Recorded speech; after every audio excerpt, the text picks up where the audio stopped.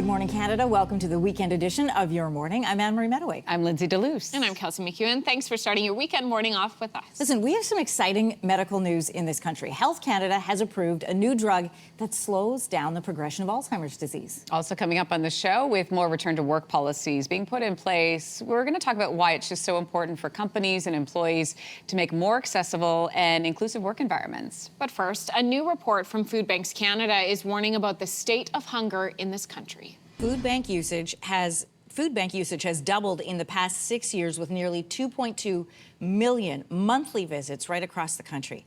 That's according to the 2025 Hunger Count report, and that just came out this morning. It shows a growing food crisis as the rising cost of living pushes more Canadians toward food insecurity. Food Banks Canada says demand has never been higher, and without immediate action, this trend is only going to get worse. So for more on the findings and what's being done to address them, we're joined this morning by Richard Matter. He's the Director of Research at Food Banks Canada. Good morning. Good morning. According to your report, and it is just out this morning, poverty and hunger are normalizing in Canada. Can you give us a sense of how much food bank use has grown across the country, and what do you mean by normalizing? So as you had mentioned, food bank use has doubled since 2019. So we're now close to 2.2 million visits in a month. And by normalizing, what we're saying is poverty and food insecurity is becoming so deep and pervasive that people are having to now rely on food banks as an ongoing resource to manage very limited funds and very, very low levels of income. And in order to make the ends meet at the end of the month. Well, it's interesting that you bring that up, because it leads me to another stat in this report. Oftentimes we think of people who have faced a crisis situation where they've lost employment, funds are low, and that drives them to the food bank. But what you point out in this report is nearly 1 in 5 food bank clients are employed, and 1 in 4 food bank households are a double-parent household. What is behind this shift? So yeah, we see now almost 20% of food bank clients have employment as their main source of income. And this is significantly higher than before the pandemic in 2019, when it was more 1 in 10. It was about 12% at the time. And this is reflective of the rising cost of living. So people who are employed are facing greater levels of food insecurity. Families with children are facing greater levels of food insecurity. Much of this due, as you can see here, due to the cumulative increase of inflation, which has far outpaced wages. So that's why we're calling for bold legislative action around affordability, in addition to repairing our social safety net. I guess, how are food banks keeping up? They're struggling. I think, once you've reached a point of 100% growth within such a short period of time, so 100% growth in a 6-year period, it's almost impossible, if not impossible, to increase your supply that much to meet that demand. So many food banks, compared to a few years ago, many more are purchasing their food in order to make up for those fewer donations. So 80% have had to purchase food due to insufficient donations for the previous year. And if they don't have the funds, because operational budgets are limited and they're not infinite, then they'll have to reduce the amount of food that each client gets per visit, or reduce the amount of visits. In some cases, unfortunately, about a quarter have run out of food before demand was met. So one thing to keep in mind here is these numbers are reflective of the capacity of the system to handle the demand, and not the entirety of demand per se. Your organization says you're committed to having food insecurity in Canada by 2030, although that's a challenge because the number keeps growing up, which means your target keeps moving. How do you plan to achieve that? So we are looking for bold legislative action, and we want this legislative action to occur in 3 main areas, which we're seeing is driving these rising demand and rising need. One is repairing our social safety net, so filling the gaps by enabling more EI coverage. Many people are struggling with part-time or gig or seasonal hours, and they don't have access to the EI system, and that's one big gap we're observing.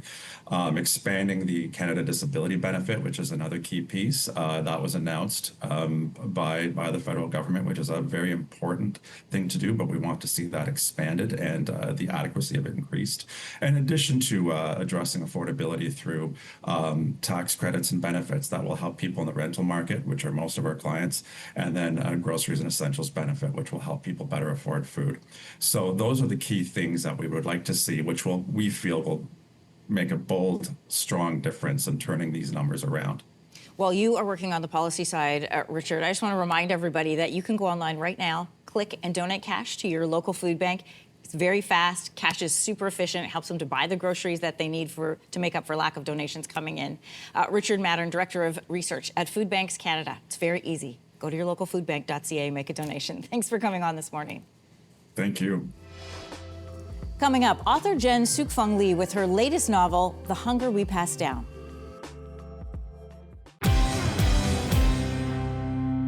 More than 6 million Canadians living with a disability, returning to work in person often means navigating spaces that are difficult and sometimes dangerous. New data from Statistics Canada shows nearly half of workers with disabilities face physical barriers on the job. And now, with more workplaces putting return to office policies in place, the Canadian Council on Rehabilitation and Work is calling for these barriers to be addressed. We're joined by the National Director of Programs, Sherry Little. Sherry, thanks so much for being here. Thank you for having me. So many Canadians may not even realize how simple things that seem simple, like a door that's too heavy or lighting that's not great, that can make it incredibly difficult for someone to do their job. So what types of barriers do people face in the workplace? Absolutely. There's a wide variety of barriers that individuals face when we're looking at our workspaces. If I could give you a couple of examples, when we look at sensory components, things like lighting in our workspaces, noise can be extremely difficult to concentrate. So things like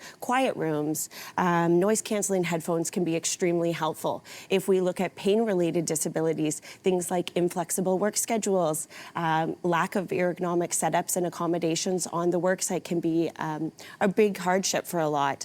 And when we look at those physical disabilities, and as you noted, 49% of our employed workers with disabilities reported a physical workplace barrier. That's things like our entrances, our exits. This doesn't just bring line of sight to compliance concerns and health and safety, but more importantly, it brings the light on ensuring that our workplaces are built with everyone in mind at the end of the day, because we all succeed then. We all succeed. So in terms of creating a safe and inclusive environment, what should companies be paying attention to?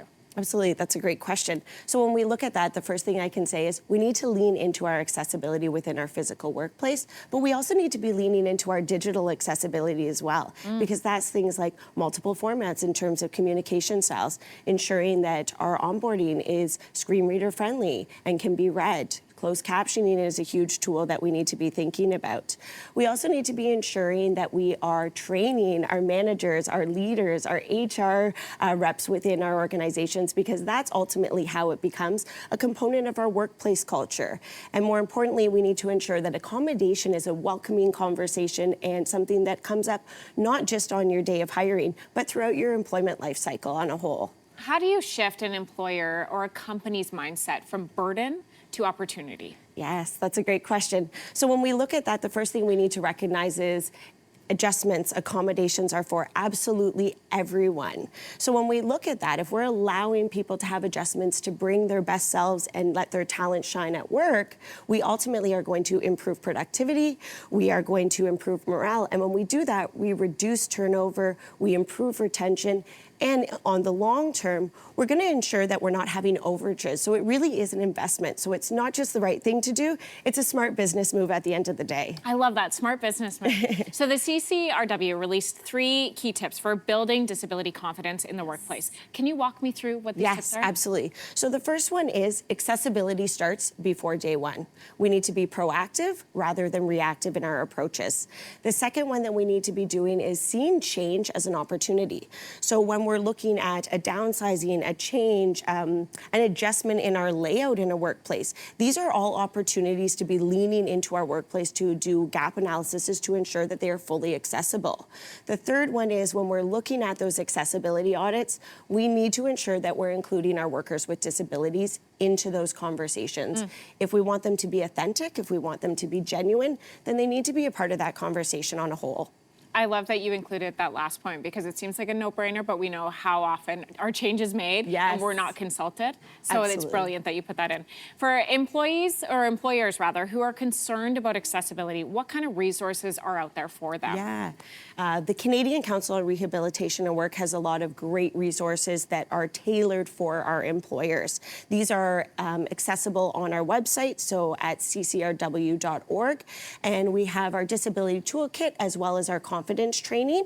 But we recently, for National Disability Employment Awareness Month, have launched our Access Path tool. And this is a tool that helps to push forward our employers on the path to workplace accessibility.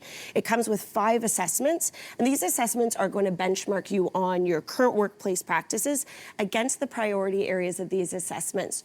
And it's going to then provide you with a benchmark score and resources to help you start closing that gap within your workplace. Sherry, you've made it as easy as you can for companies to make it accessible, so there's no excuse not to. Thank you so much for being here today. Thank you so much for having me, Kelsey. Sherry Little, National Director of Programs at CCRW.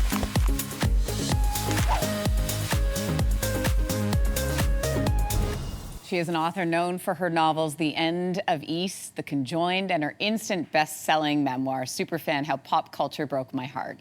Canadian author Jen Sookfong Lee is back with her latest page-turner.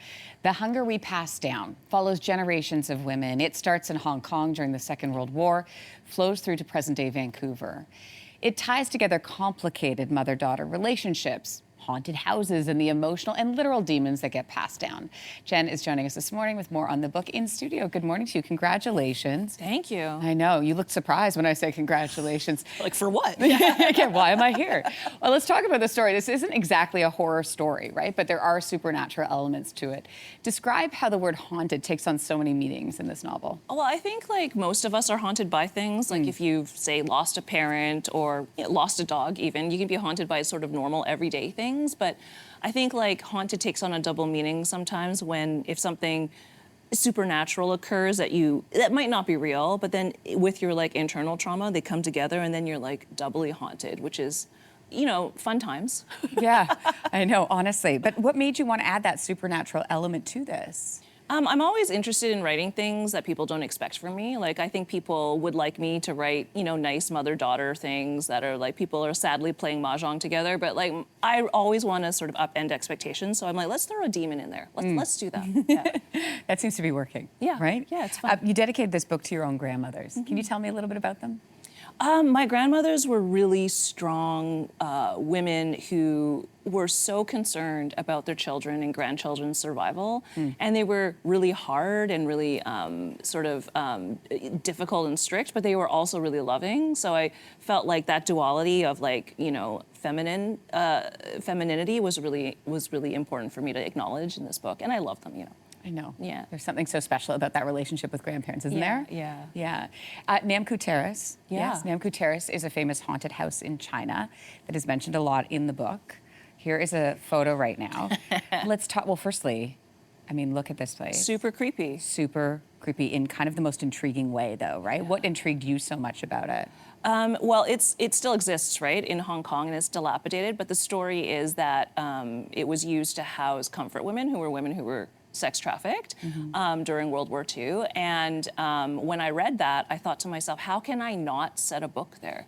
And the story is that the house is actually haunted by the souls of these women. So it just felt like fertile ground for a novel. For a novel. Yeah. And then that exploration of, not just people holding the haunting, but also locations holding those stories. Talk to me a little bit why that was so important to incorporate. I love haunted houses. They're like one of my favorite things to read about, favorite things in movies. But I also feel like for women especially who carry the histories of their families with them, situating the haunting within a house is actually really, like, resonant. And I think that for women who are raising children, being in the house is the majority of their sort of lives. So it was really important for me to sort of, like, situate that in a house and to really, like, delve into that sort of family stuff. Speaking of houses and haunting, did you hear my story that I just told everybody about the random black cat that was found in my house and we don't own a cat? No. Yes, I just told everybody the story. So Is it The Matrix? Oh, you tell me, what does this mean? I feel like you have more information than I do. Is my house haunted? Did it disappear? Well, after my husband made it disappear outside, but it was found. We don't know how long it was staying in our house for. We Isn't found that it a- under the couch. You're fine. It's good luck. Don't worry about That's what I was thinking too. Thank goodness you were here today. I asked you off camera before we started chatting. You're so busy. I mean, you write so many books, but you also edit other people's work as well. How do you balance all of that? I don't. You don't? No, I'll tell you the truth. No, like usually, like I'm very presentable right now, but usually I'm in my sweatpants, my hair is up like in a crazy like ponytail, and I just have to get through the day. So like, you know, I can sometimes wordlessly shout in rage because I have too much to do, but that's fine. It's fine. Jen, you're just like us. Yeah. So glad to hear it. Jen Sookfong Lee, congratulations on the book. Thanks so much for taking the time Thank to you. spend a moment with us here today. And I'm so glad thanks. my house isn't haunted. No, it's not. You're fine. Thank you so much. The Hunger We Pass Down is available now. Up next, a new Alzheimer's drug approved by Health Canada. How the groundbreaking treatment is offering hope for patients across the country.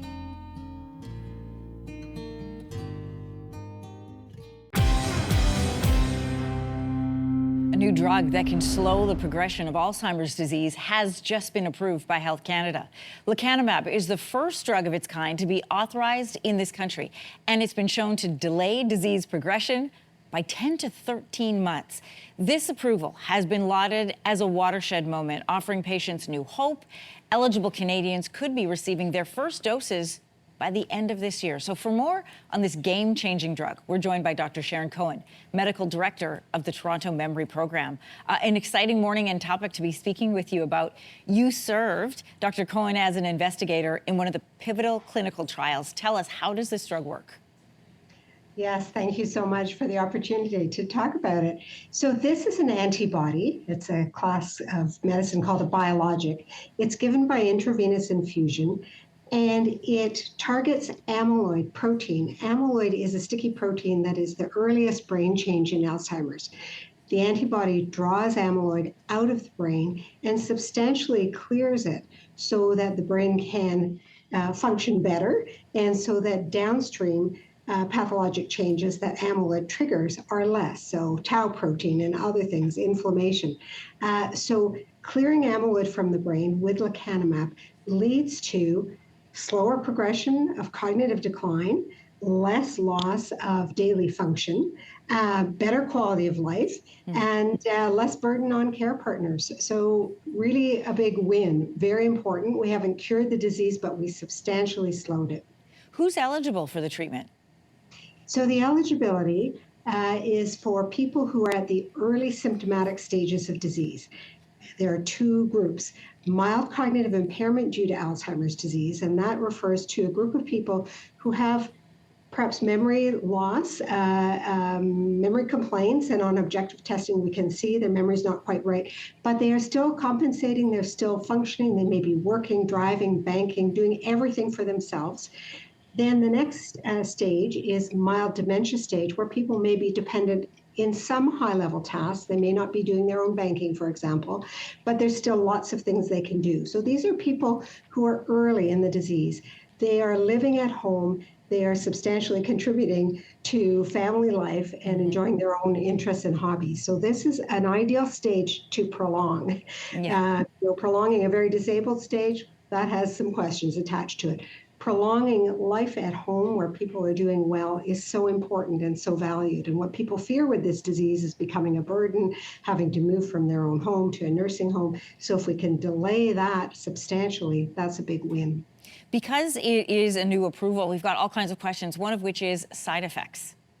Yes, sure. So this is a new class of drug for Alzheimer's disease, and the kind of side effects we've seen previously with the symptom treatments that act later in disease are not really relevant to this class of medicine. What happens here is when we clear amyloid from the brain, we can get some leakiness of the blood vessels. So you can get some temporary swelling in the brain, you can get little spots of bleeding, but remarkably, this is almost always without any symptoms.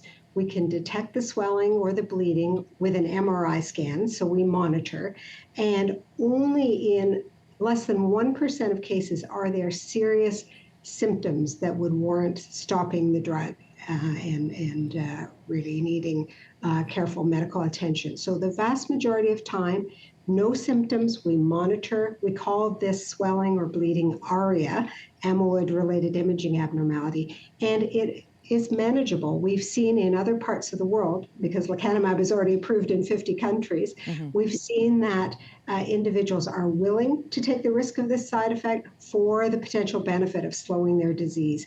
And the rates of ARIA outside of controlled clinical trials is comparable. It's not as if we've gone rogue outside in the real world. People are satisfied with the treatment. According to the Alzheimer's Society of Canada, 1 million Canadians are expected to be living with dementia by 2023. This drug, we know, is a pricey one. It requires at least 5 MRIs during the course of treatment. Is this going to be financially feasible option for all Canadians who want to access it? Yes, I do think so. So the process in Canada is, number one, private insurers will kick in early. Then public funding, which is determined provincially, takes several months to kick in. But this is an important drug that will, I believe, obtain provincial funding. And in the early days, the manufacturer, Eisai, will have a support program as well to help patients with funding. Is it an expensive drug? It will be in line with other biologics that we use to treat cancer, rheumatoid arthritis. It won't be, something way out of reach from the standpoint of what is comparable in other therapeutic areas. And when you think about the cost savings, preventing people from entering the more disabling stages of disease, preventing nursing home costs or live-in care partners, family members having to leave their jobs to look after a loved one, you could argue that this is a cost-saving drug. It's really quite powerful in what it can do. Dr. Sharon Cohen, Medical Director of the Toronto Memory Program, great to have you with us the day after this received approval from Health Canada. Thank you. Thank you so much. Next week on Your Morning, Kate Hudson and Kaya Gerber on their new body horror movie, Shell. We want you to consider some treatment options. Zoe Shannon, the CEO of the largest wellness brand, promises to keep you looking younger forever.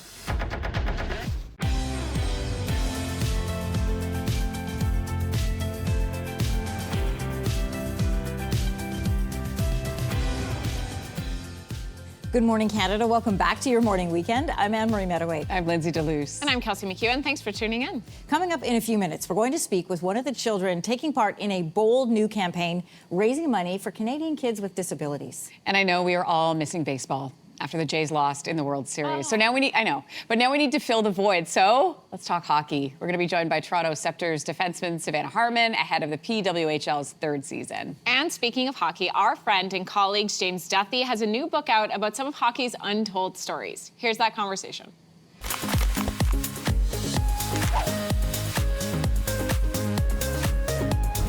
Okay, let's put baseball aside for a second. It's time to talk hockey. You know, you watch your favorite players on the ice, but do you ever wonder what happens off the ice? Like what kind of conversations?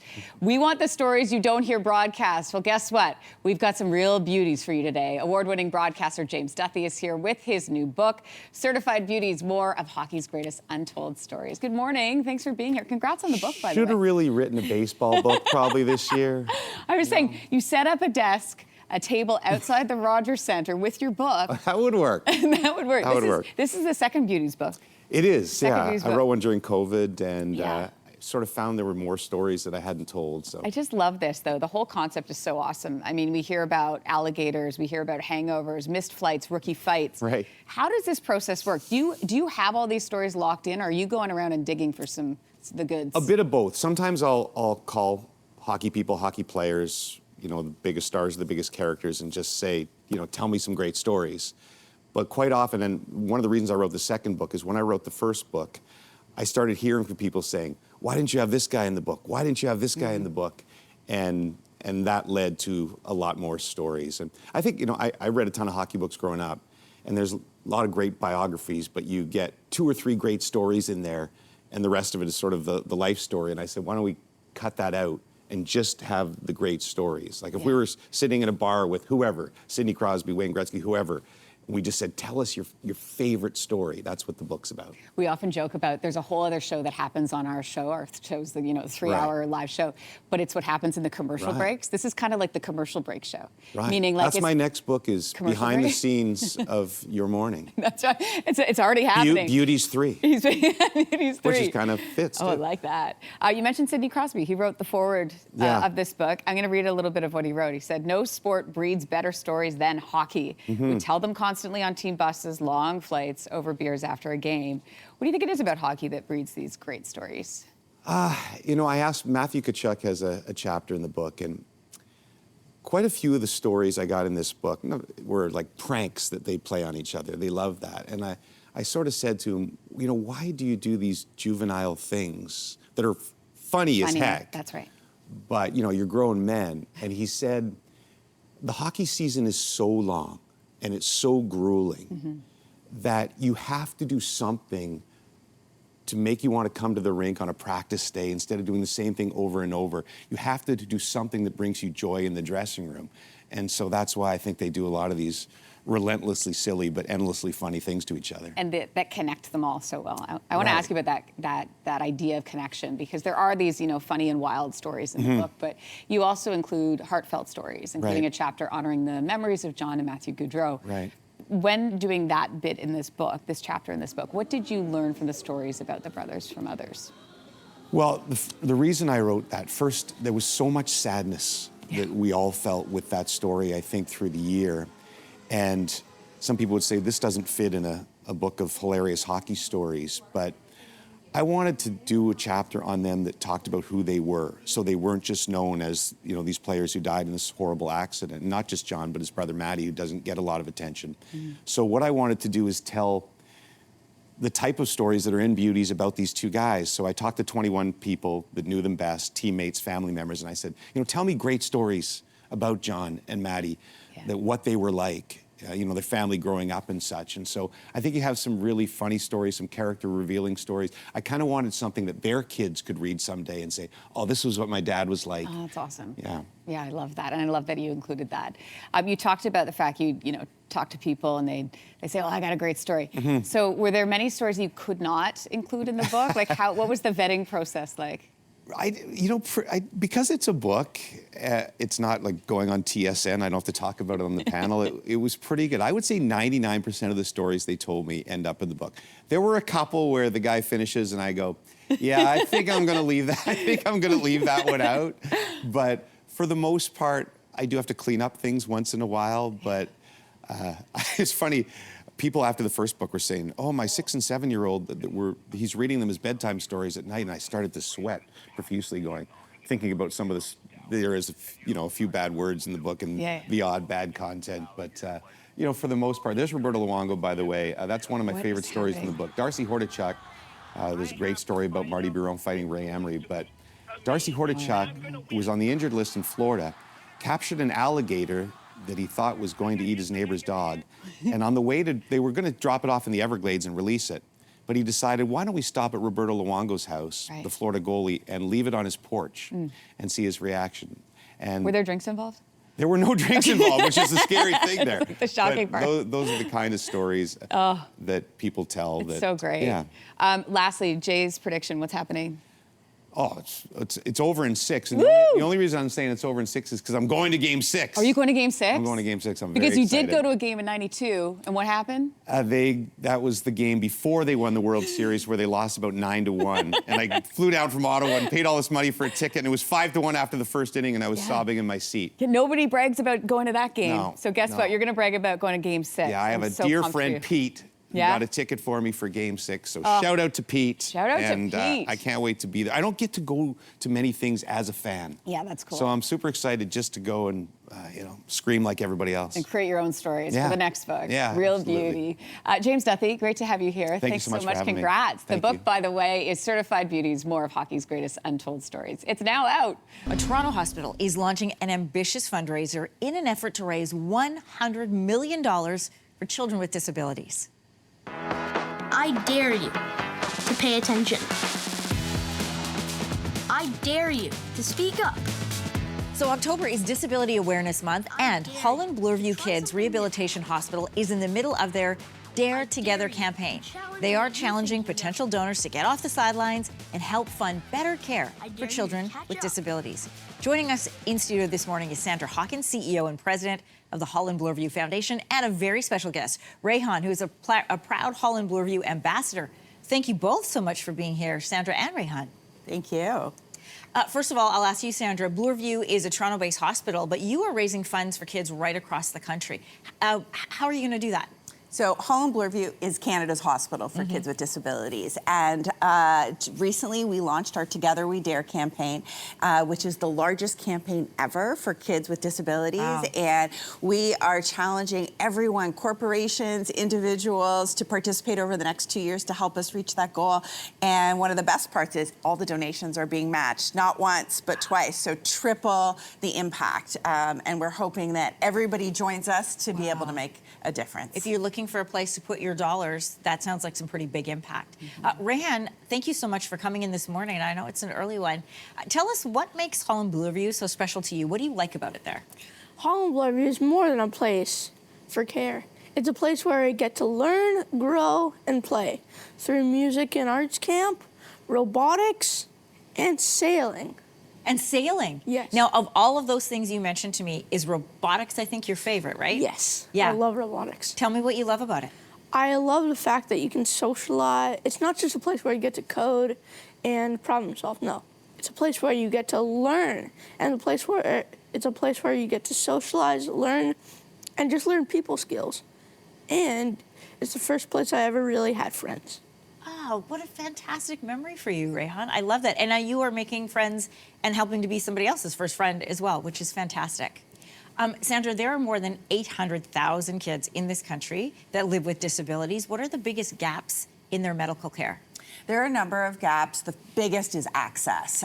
We have only 159 developmental pediatricians across the country to serve those 850,000 kids. And that gap to patient specialist ratio is significant. So one of the things that we're doing with our campaign is training more developmental pediatricians, challenging the model of healthcare, and also scaling and spreading some of the things that right now happen only at Holland Bloorview, but kids across the country will be able to experience locally so they can receive the care when they need it, where they need it. Oh, I love that. So expanding the fun things to do, like what, Rayhan, that you participate in.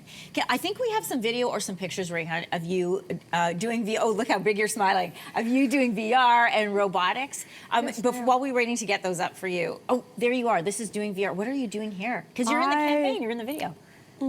I am using the virtual reality machine that Holland Bloorview made. Oh, yeah, that looks like a lot of fun. And you mentioned to me before that your favorite is the robotics. Yeah. How long have you been doing robotics for? I have been doing robotics since I was about 6 years old, I think, 6 or 7 years old. That's incredible. And you got access to it through Holland Bloorview, is that right? Yes.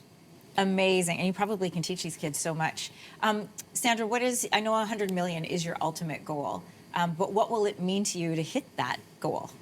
It will be historic for us to hit that goal and will help us increase access and really inclusion for kids with disabilities across the country. And we're really excited. This campaign is extra special also because we have 3 youth that are helping steer the campaign as honorary chairs, and Rayhan is one of them. So it's not just leaders of industry, which are also engaged, but it's important to us at Holland Bloorview that we do everything with the voice of kids and their families first, and that includes how we fundraise. So Rayhan, Alex, and Shiriana are my 3 bosses in this $100 million campaign. Hey, Rayhan, what did you tell Sandra that you need for other kids across the country?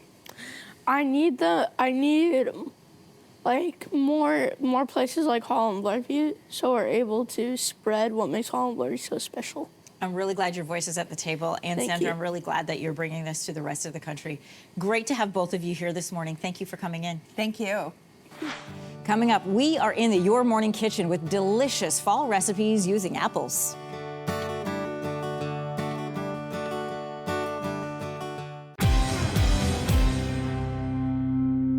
you. Pro women's hockey has seen record-breaking attendance numbers since the PWHL's first season in 2023. That is only going up with 2 more teams added to the league this year. The new season opens in just a few weeks, so Matt sat down with the Toronto Scepters' Savannah Harmon ahead of the team's home opener.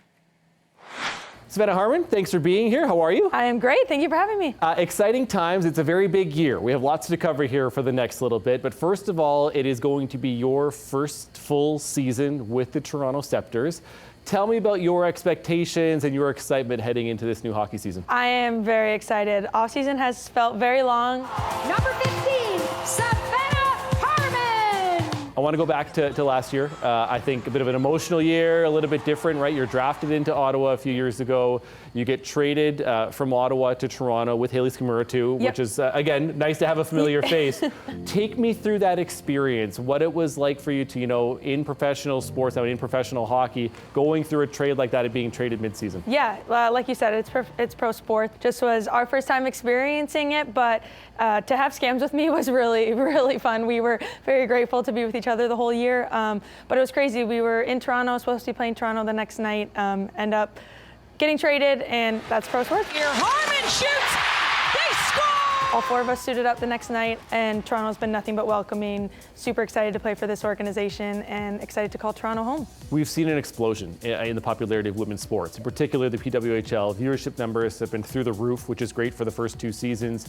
Heading into season number 3, there's the expansion. But for you, how much, are you aware of that? How great is that for you, especially for a new league in this country? It's so incredible. I mean, that is what we wanted with this league. We wanted visibility, wanted sustainability. We wanted a league where fans and young women can turn on their TV at night and look up to us and aspire to want to play in this league and grow up and want to be a pro women's hockey player. So I think, it's super exciting to see those numbers. It's really just, this league is incredible.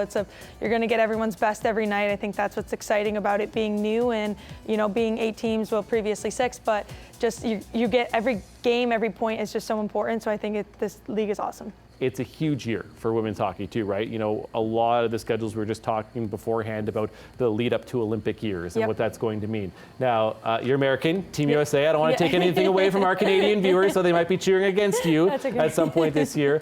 You won silver back in 2022. Take me through your prep as you get ready for an Olympic year, and then what happens as we get closer and closer to February, and still trying to focus now on your own team, on the Scepters. Honestly, this year has been interesting so far. So for Team USA, we are a group of 30 right now, and then that 30 will have to get down to 23 in the new year. But until then, everyone's working, everyone's trying to earn their spot. Really, we're itching to get back to the pro season, which is exciting. So we've had kind of a focus shift to both, but training of both, and I'm just excited to compete every night. I want to talk to you just personally about your start in hockey, which I heard a great story, and I want to know if it's true. Okay. 4 years old. Yeah. Hockey is full. You got signed up for figure skating. Can you tell me what you did when you showed up at your first day of figure skating? Yeah, how my mom has explained it to me was that she wanted to go sign me up for hockey after I begged for probably about a year. And then, because my brother played, he's 3 years older than me, so once he got into it, I had to get into it. She said hockey was full, she signed me up for figure skating because she thought, women, I was a little girl, you can go figure skate. And that morning I was in my brother's gear and she could not get it off of me. She said she was mortified when she dropped me off, that the figure skating coach was just like, we'll take her today, but she cannot come back here. And then the hockey coach, I guess, and the kids skate on the other ice sheet, came over and told my mom that I was welcome to come join them. Amazing. So I got myself kicked out, but got into where I actually wanted to go. So it worked out. It's worked out fairly well, hasn't it? Yes, absolutely. Talk about your mom's support, your brother's support too. Yeah. I know you lost your dad a number of years ago, but what has it meant to your family and your friends too, supporting you along your hockey journey? Yeah, I mean, my family support has been nothing short of amazing. My dad coached me pretty much my whole life growing up. My mom and my brother are just the absolute best. My mom is probably at more games than she isn't at games, so she makes it work. And my brother definitely my #1 fan for sure. And Harley too, right? Harley can't forget about Harley. Can't forget about the dog. The dog, he's been with me for my trade. But yeah, he is the best. He's adjusting to his new city. He loves it anywhere he can run, and he's the best guy to come home to every day for sure. Savannah Harmon of the Toronto Scepters, thanks so much for being here today. Appreciate it. Thank you so much for having me. The arrival of this, I'm going to call it crisp fall weather, sends many of us inside at the end of the day to share some rich, delicious food. Fall also means, hay rides, pumpkin patches, apple picking as well. But what do you do when you've got those apples, but you have so many of them? What do you do with the extra ones? Well, author and food expert Amy Rosen is here with some ideas for all of us. Great to have you in. Thanks this is for so having timely. me. I want to remind everybody we have that QR code on the screen right now that you can follow along with the recipes. Okay, so let's start off with a salad. You've got all these apples at home. You've eaten as much as you can. So many now apples. What do you do? Yeah, these are ideas for like a sweet and savory brunch or a baseball celebration. Yeah, I if love you will. it. Okay, so I love a fall salad. This is a hearty one. And we're gonna start by making the dressing. Apple cider vinegar, maple, obviously, you know. Little bit of Dijon mustard. This is our emulsifier for those of us who took grade 3. Oh, I tapped out at grade 2. Oh, okay. I'm like, what, grade 3 I know. what? Like What? science? What was it? Yeah, we don't I even know. And then, oh my God, there go the apples. And then we just kind of whisk it together, very easy. And this, I like how big your whisk is for that thing. I know. It's like I carry a big one. So we pour it kind of on. marinate the apples in here quickly, and that prevents them from browning. And what's your preferred apple? For this one, a green apple. Green apple? Okay. Each one uses a different apple. So we're gonna toss the salad together by so the dressing is now delicious, in, right? Yeah. Like because they were in the apples. Yeah. And our nuts, we made these candied, slightly spiced walnuts, delish. Nice. And then this cheese, I love the Gouda on top, and it's so Gouda. And just how you get these little ribbons of cheese. And how do you do that? Is you just take an apple peeler. You take. Or is this an apple peeler? Or I think it's just potato? a peeler, but Okay. you know what? We're Today very it's an apple specific peeler. today with the apple, so it is an apple peeler today. And if you want to chill your cheese a little bit, it grates a little easier or peels a little easier. Oh, that's smart. This is delicious. I love a good salad. I'm gonna serve myself some while we move on to the more sweeter side. Yes, so we ideas? just toss that up a bit. Sure, I can do that. You're good to go. Yeah, okay, great. So this is a Bavarian apple tort. For people who are afraid of pastry or baking, this is foolproof. It's a simple, soft crust, kind of a cream cheese, cinnamon filling. Ooh, that sounds and good. then tons of apples on top with nuts. And you just pour it all into the pan and you bake it. It's as simple as that? It's as simple as that. 100%. If you don't know how to bake and you're afraid, make this. And look how fancy. Wow, yeah. Am I in a fancy bakery Especially in Bavaria if you do right that. now? That's right. Especially if you do that in front of people. Be like, here, let me just hold on Yeah. a second. Let me just finish it off with this. There you go. And if I can do it, anyone can. That's correct. And then the final is an apple dumpling. So This is like a mystery dumpling. right, because why are we putting chives on it? So it's simple. Puff pastry, apple, little egg wash. We bake it in the oven, What do which you is pour where in you it? bake things. What's happening? This is maple syrup. Great. This is chives. So Now, what could possibly what's be in the middle? Why am I putting chives on dessert? That's weird. Don't know. So why don't you slice in and with the longest dinner knife ever? This looks like that'll work for it's you. an Little extension. serrated knife. I'm gonna do this. Okay, I'm pumped. Is this warm? It should be. Yeah. Okay, everybody. What's Great inside? reveal. Whoa. What is Delish. What is inside? What is it? I don't know. You tell me. It's brown sugar and it's cheddar cheese. Oh, nice. And oh my gosh. It cooled down a bit, but Oh my gosh, crispy no, outside, delicious apple, is so good. Macintosh.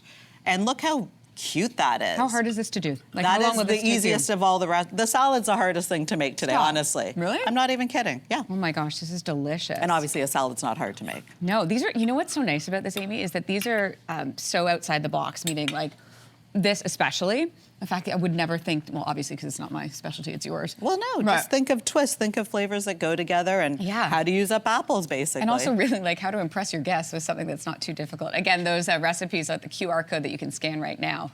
Go Jays, nice blue for the Jays, by the way. Thank you. All right, thank you for being here today. Thanks for having me. Coming up Monday on Your Morning. He's been named one of the top country musicians to watch in 2025. Cassius Culpepper on his upcoming debut album. That's it for us today on Your Morning Weekend. Don't forget, scan these QR codes for Your Morning, our newsletter, or you can listen to more great conversations on Your Morning, the podcast. Yeah, we've got another great week coming up, including my sit down with Kate Hudson and Kaya Gerber to talk about their new movie. It's called Shell. Okay. Can you guys guess what I also asked them about? Any ideas? Knowing you, it's got to be like real estate based. Houses? Potentially. Or moms? Potentially all of that. You're going to have to stay tuned. Very cool. I'm looking forward to the conversation coming up. But we also, listen, we have a big name, lots of big names coming up on our show this week. On Friday, we'll have Canadian supermodel Coco Rocha on the debut season of Project Runway Canada. And we cannot forget food and recipes. Next week, it is all about make-ahead breakfast for busy weekdays. Something the three of us, well, none of us have to make breakfast because we're all here. That's right. But our husbands do. So thanks for tuning in, Canada. We'll see you on Monday.